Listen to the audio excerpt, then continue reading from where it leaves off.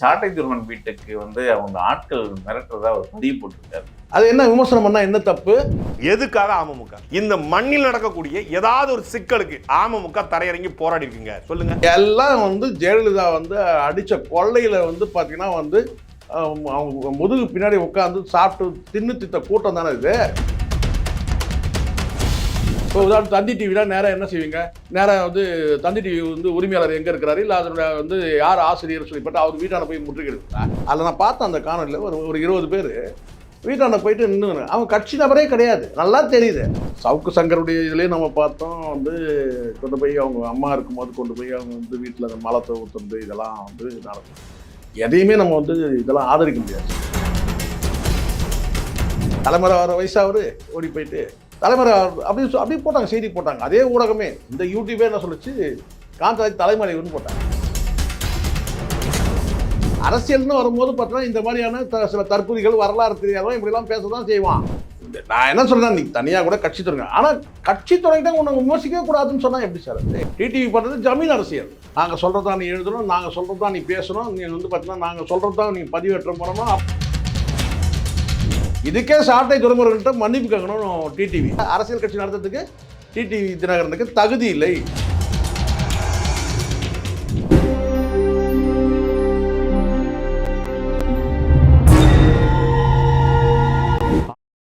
ஆடுகளம் cinema நேயர்களுக்கு வணக்கம். இன்றைய நேர்காணலில் நம்மோடு இணைந்திருக்கிறார் மூத்த ஊடகர் திரு சேக்குவார் அவர்கள். சார் வணக்கம். சார் வணக்கம். நான் இப்போ கேட்க போற கேள்வி வந்து உங்களுக்கா தகுந்ததா இருக்கும் தான் நினைக்கிறேன். ஏன்னா இப்போதான் ஒரு அசோசியேஷன் ஸ்டார்ட் பண்ணியிருக்கீங்க, தமிழ்நாடு டிஜிட்டல் ஜேர்னலிசம் அசோசியேஷன். முதல்ல அதுக்கு வாழ்த்துக்கள் தெரிவிச்சிருக்கேன். சாட்டை துரைமுருகன் உங்களுக்கு நல்லாவே தெரியும், நாம் தமிழர் கட்சியில பயணிக்க தமிழ்நாட்டுக்கே தெரியும். அவர் ஒரு வலையொலியும் வச்சு பேசிட்டு இருக்காரு. டிடிவிக்கு ஒரு 4 கேள்விகள் அதில் கேட்டாரு, ஒரு அரசியல் சார்ந்து. அம்மாவை விசுவாசின்னு சொல்றீங்க, அம்மா மருத்துவமனையில் இருக்கும்போது நீங்க எல்லாம் எங்க போனீங்க? கிட்டத்தட்ட 10 ஆண்டுகளாக போயஸ் கார்டனுக்கு பக்கமே நீங்கள் திசை திரும்பல. இது போல் சில கேள்விகள். அதுக்கு சாட்டை துருவன் வீட்டுக்கு வந்து அவங்க ஆட்கள் மிரட்டுறதா ஒரு பதிவு போட்டிருக்காரு. எப்படி பார்க்குறீங்க? இல்லை, இது நான் இப்போ தான் பார்த்தேன், கொஞ்ச நேரத்துக்கு முன்னாடி தான் பார்த்தேன். இது நீண்ட காலமாகவே இது வந்து சாட்டை துரைமுருகனுக்கு மட்டுமே இல்லை, இந்த டிஜிட்டலில் பயணிக்கக்கூடிய வந்து அது செலிபிரிட்டிகளுக்கு, ஆங்கர்களுக்கு வந்து பார்த்தீங்கன்னா அந்த கமெண்ட்லேயே வந்து ஏகவசனம் பேசுகிறதெல்லாம் நம்ம பார்த்துருக்கோம். சரி, எது இருந்தாலும் அதுக்கு தானே கமெண்ட்டே வச்சிருக்கிறது. அது சாட்டை துரைமுருகனாகட்டும், அல்லது சேகுவாராவாக இருக்கட்டும், அல்லது நீங்களாக இருக்கட்டும், அது எந்த ஊடகவியலாளராக இருந்தாலும் உங்களுக்கு மாற்று கருத்து இருந்தால் கூட நீங்கள் அந்த காணொலிக்கு கீழேயே வந்து கமெண்ட்டில் பதிவு பண்ணலாம். அது யார் வேணால் பண்ணலாம். அதில் ஒன்றும் வந்து பார்த்தீங்கன்னா வந்து எதுவும் தடை செய்யப்படல. அது மாதிரி ஏகவசனம் நிறைய கெட்ட வார்த்தைகளை கூட நிறைய வந்து கமெண்ட்லாம் நம்ம அனுபவிச்சுட்டு தான் இருக்கிறோம் தினம். ஆனால் இது என்ன மாதிரி நடைமுறைன்றது தெரியல சார். வந்து பார்த்தீங்கன்னா வீட்டில் போய் வந்து முற்றுகையிடுறது, ஃபோனை போட்டு டைரெக்டாக மிரட்டுறது. நான்லாம் என் ஃபோனை வந்து திறந்த வழியாக வச்சுருக்கிறேன். யார் கேட்டாலும் நம்பர் கொடுத்துறது தான், யார் கேட்டாலும் கொடுங்கன்னு சொல்லுவேன் நான். அப்போ வந்து ஃபோனை போட்டு மிரட்டுறது, அதனாலேயே வந்து பார்த்தீங்கன்னா அன்னேமில் வந்து ஃபோன் வந்தால் அதை எடுக்கிறதே கிடையாது. இது வந்து இப்போ சாட்டை துரைமுருகன் வந்து இது சாட்டை துரைமுருகன் மட்டுமே கிடையாது. நாம் என்ன நினைக்கிறோன்னா, இன்னைக்கு என்ன பிரச்சனை, சாட்டை துரைமுருகனுக்கும் டிடிவிக்கும் ஏதோ பிரச்சனைப்பா, அவர் ஏதோ இவரை பேசிட்டாராம், வந்து உடனே டிடிவியோட ஆட்கள் வந்து கட்சியோட தொண்டர்கள்ன்ற பேரில் ஒரு 10 பேர் போய் ஒரு அச்சுறுத்தல், வீட்டு வாசலில் போய் வந்து இருக்கிற பெண்களை வந்து அச்சுறுத்துறது. இது எந்த மாதிரியான நடவடிக்கை? இது வந்து பார்த்தீங்கன்னா இது வந்து இதை நீங்கள் மிரட்டுறீங்க, நீங்கள் வந்து பார்த்தீங்கன்னா வந்து அவரை வந்து உங்களுக்கு நீங்கள் நேரடியாக நீங்கள் வந்து சவால் கொடுக்குறீங்க, ஒரு கட்சி அரசியல் ரீதியாக நீங்கள் வந்து ஒரு பொதுக்கூட்டத்தை போடுறீங்க, வன்மையான கண்டனத்தை தெரிவிக்கிறோன்னு நீங்கள் சொல்லலாம், அல்லது நீதிமன்றத்தில் வழக்கு தொடரலாம், டிஃபர்மேஷன் ஷூட்டு கூட போடலாம். நீங்கள் அந்த மாதிரி கூட நீங்கள் வந்து டிஃபர்மேஷன் ஷூட்டு கூட நீங்கள் போட்டு நீங்கள் ஆக்ஷன் எடுத்துக்கலாம். ஆனால் வீட்டால் போய் அச்சுறுத்துறது இது என்னது புதுசாக இருக்குது? சவுக்கு சங்கருடைய இதுலேயே நம்ம பார்த்தோம் வந்து கொண்டு போய் அவங்க அம்மா இருக்கும்போது கொண்டு போய் அவங்க வந்து வீட்டில் அந்த மலத்தை ஊற்றுறது இதெல்லாம் வந்து நடக்குது. எதையுமே நம்ம வந்து இதெல்லாம் ஆதரிக்க முடியாது சார். சமூக வலைதளத்தில் வந்து அது யாராக இருந்தாலும் சொல்கிறேன், இதே வந்து ஏர்போர்ட் மூர்த்தி கூட சமூக வலைதளத்தில் விமர்சனம் பண்ணும்போது கேட்டால் சமூக வலைதளத்தில் அதுக்கு பதில் கொடுத்துருக்கோம். அவரை போய் வழிமறைக்கி அவரை போய் வந்து பேசி அதுக்கப்புறம் அவர் வந்து அங்கே ஒரு வந்து அடிதடியாகி இது வந்து அவசியம் இல்லைன்றேன். சமூக வலைதளத்துல வந்து அவர் பேசுறாருன்னா அதுக்கு சமூக வலைதளத்திலே நீங்க பதில் கொடுங்க, இல்லைன்னா நீதிமன்றத்துக்கு போய் வழக்கு கொடுங்க. ஆனா வீட்டாண்ட போய் அச்சுறுத்துறதுன்றது எந்த வகையில நியாயமா இருக்கும்? இன்னைக்கு நேற்றுக்கு வந்து உங்களுக்கு தெரியும் நினைக்கிறேன், காந்தராஜ் காந்தராஜ் மீது வந்து பார்த்தீங்கன்னா வந்து அவர் வந்து ஒரு செய்தி வெளியிடுறாரு. அந்த செய்தி வந்து வெளியிடுறதுல வந்து பார்த்தீங்கன்னா நீங்கள் வந்து டிஃபமேஷன் சூட் தாராளமாக போடலாம். ஆனால் என்ன செஞ்சாங்கன்னு கேட்டிங்கன்னா, காவல் நிலையத்தில் புகார் கொடுத்து அவர் மீது வந்து ஒரு எஃப்ஐஆர் போட்டு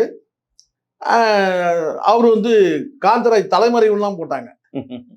தலைமறை வர வயசு அவரு ஓடி போயிட்டு தலைமறை அப்படியே போட்டாங்க, செய்தி போட்டாங்க. அதே ஊடகமே இந்த யூடியூபே என்ன சொல்லுச்சு, காந்தராஜ் தலைமறைவுன்னு போட்டாங்க. அதே மாதிரி வந்து தொடர்ச்சியாக வந்து காவல்துறையில் புகார் கொடுத்து அச்சுறுத்தல்ன்றது ஒரு ரகம், அது ஒரு ரகம். காவல்துறையில் வந்து புகார் கொடுத்து அவங்க மேலே எஃப்ஐஆர் போடுறதுன்னு ஒன்று இருக்குது. உண்மையிலே வந்து நீங்கள் பாதிக்கப்பட்டீங்கன்னா நீங்கள் தாராளமாக நீதிமன்றத்தில் வந்து நீங்கள் வழக்கு தொடரலாம். காவல்துறை புகார் கொடுக்குறதே ஒரு அச்சுறுத்தல் தான் வச்சுக்கோங்களேன். அது ஒரு பக்கம். யார் செய்தாலும் சொல்கிறேன் சார், நீங்கள் இந்த மாதிரி பாதிக்கப்பட்டிருந்தாக்கா அவங்களுடைய விலாசத்தை வாங்கி நீங்கள் வந்து டிஃபமேஷன் சூட் போடுங்க. ஆனால் காவல் நிலையத்தில் புகார் கொடுத்து அவங்கள வந்து கைது பண்ணுறதுன்றது, அது வந்து கைது பண்ணுறது அச்சுறுத்துறதுன்றது அது வந்து ஏற்கத்தக்கதல்ல. அது ஒன்று. அது தாண்டி நான் வந்து ஒரு அரசியல் கட்சி நடத்துகிறேன், என்னை வந்து நீ விமர்சனம் பண்ணிட்டியான்னு சொல்லிட்டு ஒரு 10 பேரை அனுப்பி வீட்டாண்ட போய் முற்றுகையிடுறதுன்றதுலாம் வந்து இது வந்து அதை விட கொஞ்சம் அடுத்த லெவல். நாங்கள் ஏன் காவல் நிலையத்தை புகார், நீங்கள் காவல் நிலையத்தை கூட புகார் கொடுத்துருக்கலாம். ஒரு வேளை இல்லைங்க நான் ஏன் டிஃபமேஷன் ஷூட் பண்ணணும், நான் காவல் நிலையத்தில் புகார் கொடுக்குறேன். இங்கே பேச்சு சுதந்திரம் இருக்குது, கருத்து சுதந்திரம் இருக்குது. நீங்கள் அந்த கருத்து சுதந்திரம் நீங்கள் காயப்படுறீங்கன்னா நீங்கள் தாராளமாக வந்து நீதிமன்றத்தில் முறையிடுங்க, வழக்கு தொடரும். அதை விட்டு சரி அடுத்த கட்டம்னா நீங்கள் சட்டத்தை நீங்கள் நாடுறீங்க, ரைட் ஓகே, நீங்கள் சட்டத்தை கூட நீங்கள் நாடுங்க. நீதிமன்றத்தில் வந்து பார்த்தீங்கன்னா அவங்க என்ன வந்து செக்ஷனில் வந்து வழக்கு பதிவு பண்ணுறாங்க அப்படின்றத வந்து பார்த்தீங்கன்னா நம்ம அது உரிய முறையில் சட்டப்படி அணுக போகிறோம். அதாண்டி வீட்டாண்ட போயிட்டு நீங்கள் வந்து பெண்களை அச்சுறுத்துறது, குடும்பத்தை சார்ந்தவங்களை அச்சுறுத்துறது எந்த வகையில் நியாயம்? இது என்ன புதிய நடைமுறை? இது புதிய பழக்கம். எப்போதான் நம்ம பார்க்குறோம். காவல் நிலையத்தில் புகார் கொடுக்குறதே அவசியம் கிடையாதுங்க, நீங்கள் வந்து நேரடியாக வந்து டிஃபமேஷன் ஷூட் போடுங்கன்னு சொல்கிற காலகட்டத்தில் அப்போ நான் கேட்குறேன் வந்து பார்த்தீங்கன்னா வந்து இன்னைக்கு யூடியூப்பில் இவர் பேசுகிறாருன்றதுனால வந்து இப்போ மெயின் ஸ்ட்ரீம் மீடியாக்கள் செய்தி வந்தால் என்ன செய்வீங்க? அப்போ வந்து என்ன செய்யணும், அந்த பத்திரிகை ஆஃபீஸில் போயிட்டு முன்னாடி அவர் வீடு எங்கே இருக்குன்னு சொல்லி பார்த்து எந்த பத்திரிகை எந்த டிவின்னு பார்த்து, இப்போ உதாரணம் தந்தி டிவிலாம் நேராக என்ன செய்வீங்க, நேராக வந்து தந்தி டிவி வந்து உரிமையாளர் எங்கே இருக்கிறாரு, இல்லை அதனுடைய வந்து யார் ஆசிரியர் சொல்லி பார்த்து அவர் வீட்டான போய் முற்றுகிறீங்களா? இந்த ஒரு முறை சத்தியம் டிவிக்கு கத்தியது வந்து உள்ள அதுதான் நான் சொல்றேன் சார், யார் இருந்தாலும் தப்பு சார். இது நான் சமீபத்தில் அது என்ன அது வந்து பாலிமர் டிவிலேயே நான் பார்த்தேன், நேரடியாகவே வந்து ஃபோன் போட்டு மிரட்டுறதே நான் பார்க்குறேன். நம்ம கேட்குறோம் எல்லாத்தையும். நீங்கள் ஒரு செய்தி வெளியிடுறாங்க, அந்த செய்தி வெளியிடுறதுல நீங்கள் காயப்படுறீங்க, நீங்கள் தாராளமாக நீங்கள் வந்து பார்த்தீங்கன்னா வந்து டிஃபமேஷன் ஷூட் போடுங்க, அதுதானே ஜனநாயகம். அதை விட்டு நீங்கள் வந்து பார்த்தீங்கன்னா வந்து வீட்டான போய் முற்றுகையிடுறது, வந்து டிவி ஆஃபீஸான வந்து பார்த்தீங்கன்னா நான் வந்து அடித்து நொறுக்கிடுவேன்னு சொல்லி மிரட்டுறது, இது எல்லாரும் பண்ணுறாங்க. யாரெல்லாம் நம்ம ஜனநாயகவாதின்னு நினைக்கிறோமோ அந்த கட்சியில் இருக்கிறவங்களே அதை வந்து செய்கிறாங்க. அது வந்து பார்த்தீங்கன்னா நீங்கள் உங்களுடைய அவங்க வெளியிட செய்தி நீங்கள் ஒருதலை பட்சமான செய்தியாக கூட இருக்கும் சார். இது காலகாலமாக நடக்கிறது தான். அப்போ நீங்கள் வந்து என்ன செய்யணும் கேட்டால், இதுக்கு வந்து முறையாக நீங்கள் ஒரு புகார் கொடுங்க, இல்லை வந்து நீதிமன்றத்தில் வழக்கு தொடருங்க. அது மாதிரி கடந்த காலத்தில் நிறைய இருக்கு சார். இது சாட்டை திருமணம் கேட்டதெல்லாம் சார் கேட்ட கேள்வியில் என்ன தப்பு இருக்குன்னு ஒன்றும் புரியவே இல்லை. இன்னும் ஜாஸ்தி கேட்கலாம். 20 ரூபா டோக்கன் கொடுத்துட்டு நீங்கள் வந்து வெளிப்படையாக நானே சொல்கிறேன், இதில் என்ன இருக்குது? நீங்கள் 20 ரூபா டோக்கன் கொடுத்து ஆர்கே நகரில் வந்து பார்த்தீங்கன்னா வந்து அந்த மக்களை ஏமாற்றி ஓட்டுவாங்களே, நீங்கள் இன்னும் அதெல்லாம் பேசலை. யார் சாட்டை திருமணம் பேசலை, எனக்கெல்லாம் பேசி இருக்கணும். என்ன போக்கு இது? 20 ரூபா டோக்கன் கொடுத்து வந்து பார்த்தீங்கன்னா வெற்றிகள் இல்லை. இன்னைக்கு 20 ரூபா டோக்கன் கொடுத்து அந்த மக்களை ஏமாதி இங்கே போய் வந்து ஆர்கே நகரில் போய் பிரச்சாரத்துக்கு போக சொல்லுங்க பாருங்க, வந்து டிடிவியை அந்த மக்கள் இன்னும் அந்த டோக்கன் வச்சுருக்குறாங்க, நினைவு சின்னமா. அப்படியே அது தப்பு இல்லை சார். நீங்கள் என்ன நீங்கள் அப்படி பெரிய நியாயவாதி? நீங்கள் விமர்சனம் வச்சா அதுக்கு பதில் கொடுங்க. அமமுகவுக்கு அவ்வளோ ஆட்கள் தொண்டர்கள் இருக்காங்களா சார்? அமமுகவுக்கு வந்து மக்கள் செல்வாக்கு இருந்தா ஒரே ஒரு சட்டமன்ற தொகுதியில் ஜெயிக்க முடியுமா சார்? டிடிவினா யாருன்னு பெரிய ஜமீனா? ஜமீன் பரம்பரையா டிடிவி? அது எப்படி இந்த ஆணவ திமிரு எங்கேருந்து வரும்? முதல்ல அவனுக்கு கட்சிக்கார மாதிரியே தெரியல. அதில் நான் பார்த்தேன் அந்த காணொலியில் ஒரு 20 பேர் வீட்டாண்ட போயிட்டு நின்று, அவன் கட்சி நபரே கிடையாது, நல்லா தெரியுது. ஏதோ கூலிக்கு ஆள் இட்டு கூட்டு வந்த மாதிரி தான் இருக்கிறான். 100 நாள் வேலை திட்டத்தில் வருவாங்களா அந்த மாதிரி தான் இருக்கிறான். அதை வந்தவன் அத்தனை பேருமே 100 நாள் வேலை செய்கிறவங்க கஷ்டப்படுறாங்க சார். இல்லை சார், அந்த நான் தோற்றம் சொல்கிறேன். நான் அப்பாவியாக இருக்கிறாங்கன்ற, நான் இன்னசென்ட்டான ஒரு மக்கள் மாதிரி தான் இருக்கிறாங்க. அதை லீட் பண்ணுறதுக்கு ஒரு 4 பேர் இருக்கிறான். மற்ற மக்களை பாருங்கன்ற, நான் அப்படி தான் நான் சொல்ல வரேன். அவங்களை இழிவுபடுத்தல. அந்த 100 நாள் திட்டத்தில் எப்படி அந்த இன்னசென்ட் பீப்புளாக இருப்பாங்க பார்த்தீங்கன்னா, அந்த மாதிரி இருக்கிறாங்க. பஞ்சத்தில் உள்ளவங்களா இருக்கிறாங்கன்ற. நான் அங்கே லீட் பண்ணுறவங்க ஒரு 4 பேர் இருக்கிறான். இவர் டிடிவி அம்மா அப்போலோவில் இருக்கும்போது போய் பார்க்கலையா சார்? சார் 72 நாளோ 75 நாளோ வந்து அங்கே இருந்தாங்க. அவங்க அந்த இருந்தபோது இவங்க யாராவது பேசுனாங்களா சார்? பேசுனது ஒரே வந்து சிஆர் சரஸ்வதினு ஒரு லேடி பேசுனாங்க, நடிகை ஒருத்தர். அவங்க தான் வந்து உப்பா சாப்பிட்டாங்க, இட்லி சாப்பிட்டாங்க, பேசுனாங்க. இவங்க யார் இருந்தாங்க அங்கே?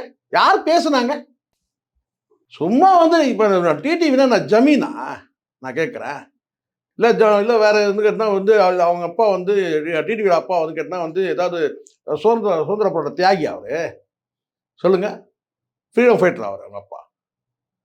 சராசரி எல்லாம் வந்து ஜெயலலிதா வந்து அடித்த கொள்ளையில் வந்து பார்த்தீங்கன்னா வந்து அவங்க முதுகு பின்னாடி உட்காந்து சாப்பிட்டு தின்னு தித்த கூட்டம் தானே இது. அது என்ன விமர்சனம் பண்ணால் என்ன தப்பு? அது ஒரு அளவுக்கு தான் லிமிட்டு. வீட்டுக்கிட்ட போயிட்டு வந்து நீங்கள் என்ன ஜனநாயகவாதி? ஒரு அரசியல் கட்சி அமமுகன்னு ஒரு கட்சி வேற விமர்சிக்க கூடாதா? என்ன தரம் தாழ்ந்து விமர்சனம்? என்ன கலைஞர் வந்து கைது செய்யும் போது கலைஞர் குடும்பம் ஒட்டுமொத்த குடும்பமும் வந்து பார்த்தீங்கன்னா வந்து மீடியாக்களில் பதிவாகிறாங்க, எல்லா சேனல்களையும். இன்னைக்கு யூடியூப்ல அன்னைக்கு வந்து பார்த்தீங்கன்னா வந்து அன்னைக்கு யூடியூப்ல எல்லா சேனல்லையும் ஓடி போய் ஒளிஞ்சிட்டாருன்னு சொல்லி பேசுகிறான். ஒரு கட்சியில் இருக்கிற ஒரு பொறுப்பில் இருக்கிறவன் பேசுகிறான், ஓப்பன் மேடையில் சொல்கிறான் ஓடி போய் ஒளிஞ்சிட்டாங்கன்னு சொல்லிட்டு. பார்க்குறோமா இல்லையா? ஏதாவது வந்து திமுக தரப்புல இருந்து பார்த்தீங்கன்னா அதுக்கு சட்டப்பூர்வமான பதில் கொடுக்குறாங்க. சட்டப்பூர்வன்றது என்ன, வழக்கு கூட போடல, மீடியாக்கள் மூலமாக பதில் கொடுக்குறாங்க, அவ்வளோதான். அதுக்காக வந்து பார்த்தீங்கன்னா அவன் மேலே வந்து ஒரு புகார் கொடுத்து வந்து பொய்யான தகவல் கொடுத்துன்னு சொல்லி அதெல்லாம் கிடையாது. அரசியல்னு வரும்போது பார்த்தீங்கன்னா இந்த மாதிரியான சில தற்கொலைகள் வரலாறு தெரியாதவன் இப்படிலாம் பேச தான் செய்வான். அதை ஒரு சகிப்புத்தன்மையோடு அவங்க கடந்து போகிறாங்க. ஆனால் இது வந்து இந்த கேள்வி வந்து பார்த்தீங்கன்னா சாட்டை குடும்பம் வச்சுக்கிறது நியாயமான கேள்வி. அன்னைக்கு 72 நாள் அவங்க வந்து அப்போலோவில் இருந்தபோது நீ எங்கே போயிருந்தீங்கன்னு கேட்குறேன். கடைசி காலத்தில் அந்த அம்மா இருக்கிற காலத்தில் வந்து போயஸ்காரன் உள்ளே நுழையாம தானே வச்சுருந்தாங்க. இதெல்லாம் உண்மை தானே? இதை பேசுனா உனக்கு வந்து வலிக்குதுன்னா எப்படி? இது பேசுனா கசக்குது உனக்கு. திருமதி சசிகலாவுக்கும் டிடிவிக்கும் பகையா? அதுவே பகையில. இப்போ வந்து அவங்களுக்குள்ள வந்து கருத்து வேற்றுமையில் தான் இருக்கிறாங்க. போகும்போது வந்து கட்சியை வந்து பார்த்தீங்கன்னா நீ வந்து தனியாக ஒரு கட்சியை தொடங்கியாச்சு. தனியாக ஒரு கட்சி போகும்போது சிறைக்கு போகும்போது அந்த இதில் போயிட்டு வந்த பிறகு பார்த்தீங்கன்னா வந்து தனியாக கட்சியே தொடங்கியாச்சு. தனி கட்சி தொடங்கின பிறகு வந்து பார்த்தீங்கன்னா அதிமுக உனக்கும் எந்த தொடர்பும் கிடையாது. இதான உண்மை. அமமுகன்னு ஒரு கட்சி, அது எலெக்ஷன் கமிஷனில் பதிவு பண்ணி உனக்கான கட்சின்னு. அப்புறம் வந்து பார்த்தீங்கன்னா அதிமுக உனக்கு தொடர்பே கிடையாது. இல்லை அதிமுகலாம் அந்த மாதிரி இன்னும் எனக்கு பங்கு இருக்குன்ற மாதிரி அவங்க ஒரு முட்டல் மோதல் அவங்களுக்குள்ள எடப்பாடிக்கும் அவங்களுக்கும் நடந்துட்டு இருக்குது. அது வேற. ஆனால் அந்த மாதிரி ஒரு விஷயத்தில் உறுதியாக இருக்கிறாங்கல்ல. அனைத்து இந்திய அதிமுகன்ற கட்சி வந்து பார்த்தீங்கன்னா ஒன்றா செயல்படணும், ஒற்றுமையாக இருக்கணும்னு பேசுகிறாங்க. அது வந்து பார்த்தீங்கன்னா மதிக்க தகுந்த வார்த்தை தானே. 1000 விமர்சனம் இருக்கட்டும். அவங்க எவ்வளோ நேரம் ஆகும்? உன்ன மாதிரி ஒரு வந்து அமமுகன்னு ஒரு கட்சி தொடங்க எவ்வளோ நேரம் ஆகும்? நீங்கள் சொல்லுங்கள். நீங்கள் ஒரு கட்சி தொடங்க, அதே மாதிரி ஜெயலலிதா பேரில் கூட ஒரு கட்சி தொடங்க முடியாது அவங்களால. நான் என்ன சொல்றேன், நீ தனியாக கூட கட்சி தொடங்க, ஆனால் கட்சி தொடங்கிட்டா உன்னை விமர்சிக்கவே கூடாதுன்னு சொன்னால் எப்படி சார்? அது என்ன நியாயம்? இதான் பகையா சார்? சாட்டை துருவனுக்கும் அதெல்லாம் ஒரு பகையும் கிடையாது சார். அதெல்லாம் வந்து பகைன்றது வந்து இந்த அரசியல் ரீதியாக சில விமர்சனங்கள் வைக்கிறது. அப்படி பார்த்தா யாரை பண்ணல? எல்லாருமே விமர்சனம் பண்றோம். ஒரு நாளைக்கு நான் 4 வீடியோவில் பேசுகிறேன் சார். 4 கட்சியை தான் நான் விமர்சனம் பண்ணுறேன். சகிப்புத்தன்மை வேணும். அரசியல் கட்சி வச்சுட்டா மட்டும் போதாது. ஜமீன் அரசியல் பண்ணால் இப்படி தான் தோணும். டிடிவி பண்ணுறது ஜமீன் அரசியல். இன்னைக்கு வந்து பார்த்தீங்கன்னா வந்து நம்ம என்ன செய்கிறோம்? இன்னைக்கு வந்து சாட்டை துறை பண்ணாப்பா, டிடிவி வந்து அட்டாக் பண்ணுறாரப்பா, அவங்க ஆளுங்க போய் வந்து வீட்டாண்ட போய் வந்து அச்சுறுத்துறாங்களா, ரைட் நம்ம கடந்து போயிடுவோம். அடுத்தது நேற்று என்னப்பா, நேற்றுக்கு அவர் பேசுனாரா, அவர் அச்சுறுத்துனாரா, ரைட் அப்படியே கடந்து போயிடும். எப்படி நக்கீரன் கோபால் வந்து ஒரு செய்தியை வந்து வெளியிடுறாரு. அதை வந்து என்ன பண்ணுறான் வந்து ஆதவர்ஜனா வந்து கேட்டால் ஓப்பன் அந்த மேடையிலே வந்து நான் கேட்டேன் அடி பண்ணுறான்னு பேசுகிறான். அப்போ ஒட்டுமொத்தமாக என்ன ஆகுது? இங்கே அடிப்பேன் இவனை வந்து பார்த்தீங்கன்னா மீசகாரன் அடிப்பேன்ற மாதிரி வார்த்தையை பேசுகிறான். அப்போ பார்த்தீங்கன்னா ஒட்டுமொத்தமாக தமிழ்நாட்டில் ஊடகத்தை வந்து செயல்படுத்துகிறவங்க எல்லாருக்குமே வந்து ஒரு அச்சுறுத்தல் ஆயிடுச்சு. இது மிகப்பெரிய ஆபத்தான ஒரு விஷயம். நேற்று நக்கீரன் கோபாலுக்கு, இன்னைக்கு சாட்டை துரைமுருகனுக்கு நான் வந்து பார்த்தீங்கன்னா, நான் வந்து அப்படியே ஒவ்வொருத்தரும் போகும்போதெல்லாம் நம்ம அப்படியே கடந்து போயினே இருக்கோம்ல. அப்போ வந்து முற்றிலுமாக வந்து பார்த்தீங்கன்னா, இங்கே வந்து ஒரு வகையான ஆதிக்க சக்திகளுடைய வந்து களமாக வந்து தமிழ்நாடு மாறிட்டு இருக்கு. நாங்கள் சொல்கிறதா நீ எழுதணும், நாங்கள் சொல்கிறது தான் நீ பேசணும், நீ வந்து பார்த்தீங்கன்னா நாங்கள் சொல்கிறது தான் நீ பதிவேற்றம் பண்ணணும், அப்படி தானே சார் ஆயிடுச்சு. முற்றிலுமாக வந்து அப்போ அந்த 4வது தூண் என்ன ஆகுது? ஆளாளுக்கு இஷ்டத்துக்கு வந்து பார்த்தீங்கன்னா வந்து அவன் பேசுகிறான்னா அவன் அடி, இவன் பேசுகிறான் அவன் வீட்டை போய் வந்து பார்த்தீங்கன்னா கரெக்டாக பண்ணு, அதை பண்ணு, இதை பண்ணு, அப்படி தானே சார். எல்லாரையும் ஒரே பார்வையில் தான் நம்ம பார்க்கணும். அது சாட்டை துரைமுருகனாகட்டும், சவுக்கு சங்கரா இருக்கட்டும், நக்கீரன் கோபாலன் எல்லாரும் வந்து பார்த்தீங்கன்னா, அப்போ இங்கே வந்து ஊடகம் நடத்துகிறவங்களுக்கு வந்து பாதுகாப்பே இல்லை. என்ன வேணாலும் செய்யலாம். இது வந்து வன்மையாக கண்டிக்க தகுந்து ஒரு லிமிட். நீங்கள் காவல்துறையில் புகார் அது தரலாம், சட்டப்படி தப்பு கிடையாது. இப்போ என்னை ரொம்ப இழிவுபடுத்துகிறாங்க, ரொம்ப வந்து அசிங்கமாக ஒருமையில் பேசுகிறான், அசிங்கமாக பேசுகிறான், சில பேர் நம்ம பார்க்குறோம். ரொம்ப வரம்பு கடந்து விமர்சிக்கிறதெல்லாம் பார்க்குறோம். அதை நீங்கள் வந்து காவல் நிலையத்தில் புகார் தரீங்க. காவல் நிலையம் புகார் கொடுத்து நீங்கள் வந்து நீங்கள் நடவடிக்கை எடுக்கணும். அது வந்து அந்த நேரத்துக்கு வந்து கேட்டால் ஒரு என்ன சொல்கிறது, ஒரு அமைதியான ஒரு சூழல் உருவாக்கணுன்றதுக்காக, இல்லைன்னா வெறும் பெரிய ரகலையாகும் கலட்டாகும் அப்படி ஏன்னா வந்து வன்முறை தூண்டுற அளவுக்கு பேசுகிறாங்கன்னு சொன்னால் அது கண்டிப்பாக நீங்கள் புகார் தரணும். தப்பே நான் காவல் நிலையத்தை புகார் தரேன். வன்முறை தூண்டும் விதமாக பேசுகிறான், அடிப்பேன், வெட்டுவேன், குத்துவேன்னு சொல்கிறான், மீடியாவில் சுதந்திரம் இருக்குன்றதுக்காக அப்படி பேசுகிறான்னு சொன்னால் நீங்கள் தாராளமாக வந்து காவல் நிலையத்தை புகார் தரணும். மன்னிப்பு கேட்க டிடிவி கிட்ட மன்னிப்பு கேட்கணுன்ற ஒரு இடத்துல இருக்கு சார். நான் என்ன கேட்குறேன்னா, அப்படி ஒவ்வொன்றும் நம்ம மன்னிப்பு நம்ம பேசவே முடியாதுன்ற நான் எத்தனை பேர்ட்ட மன்னிப்பு கேட்கறது ஒரு நாளைக்கு? வன்முறையை தூண்டுற விதமாகனா இப்போ வந்து காவல் நிலையத்தில் புகார் தருங்க. அடுத்த ஸ்டெப் அது சட்டப்பூர்வ நடவடிக்கை. நான் தப்புன்னு சொல்லவே மாட்டேன். காவல் நிலையத்தில் நீங்கள் புகார் கொடுக்குறீங்கன்னா உங்களுக்கு நீங்கள் சட்டத்தை மதிக்கிறீங்கன்னு அர்த்தம். நீங்கள் சட்டத்தை புகார் தாங்க. நீங்கள் நேராக டிஃபர்மேஷனே போடலாம். டிஃபர்மேஷன் போடலாம் கூட நீங்கள் சட்டப்படி நீங்கள் நடவடிக்கை எடுங்க. நேராக நீதி கேட்கலாம் நீதிமன்றத்தில். இல்லை நீங்கள் வந்து சட்டப்பூர்வமாக நீங்கள் வந்து வழக்கு பதிவு சொன்னீங்கன்னா நீங்கள் போகலாம்.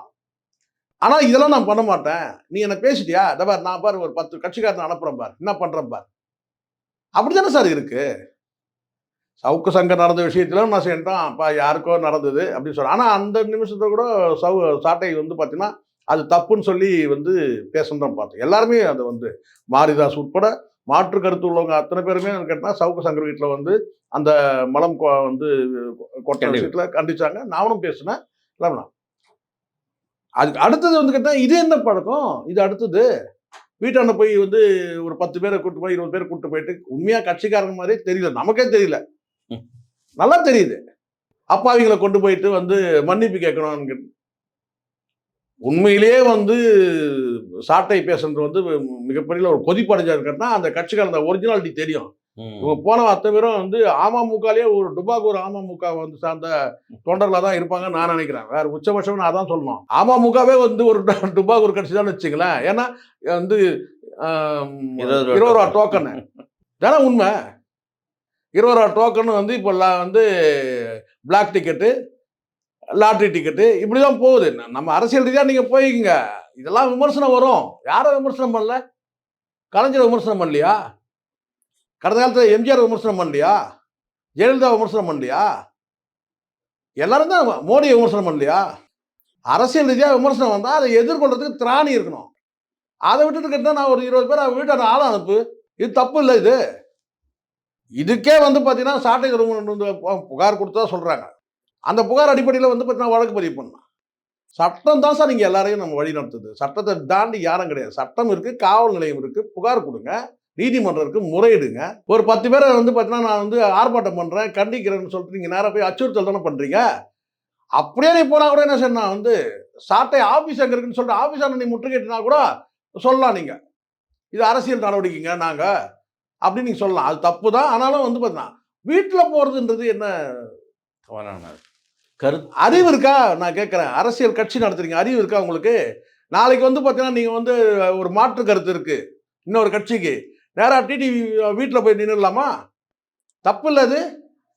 இதுக்கே சாட்டை துறைமுறைகள்கிட்ட மன்னிப்பு கேட்கணும் டிடிவி.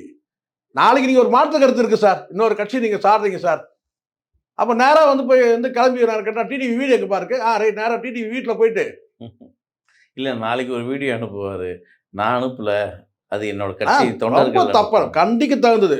இது ரொம்ப ரொம்ப கண்டிக்கிறது. ஒரு ஒரு அலுவல் நிமித்தமாக சொல்லலாம். மாவட்ட ஆட்சியர் வந்து அலுவலகத்துக்கு முன்னாடி தர்ணா பண்ணேன், போராட்டம் பண்ணேன். அந்த மாதிரி சாட்டை துறைமுருகனுடைய ஆஃபீஸ் எங்கே போயிட்டு போயிட்டுனா நீங்கள் வந்து ஒரு தர்ணா போராட்டம் பண்ணுங்க, ஆர்ப்பாட்டம் பண்ணுங்க. சர்வாதிகாரத்தோட உச்சம் இதெல்லாம். நீங்களாம் ஒரு அரசியல் கட்சியார் நடத்துறீங்க, தகுதி இல்லைன்னு தெரியுதுல. அரசியல் கட்சி நடத்துறதுக்கு டிடிவி தினகரனுக்கு தகுதி இல்லை, அவ்வளோதான் நம்ம சொல்லணும். ஒரு கருத்தியலை வந்து வன்முறையாக மாற்றுறாங்க. இதுக்கு காலம் வசனம் உங்கள் நேரத்துக்கு நன்றி சார். நன்றி சார்.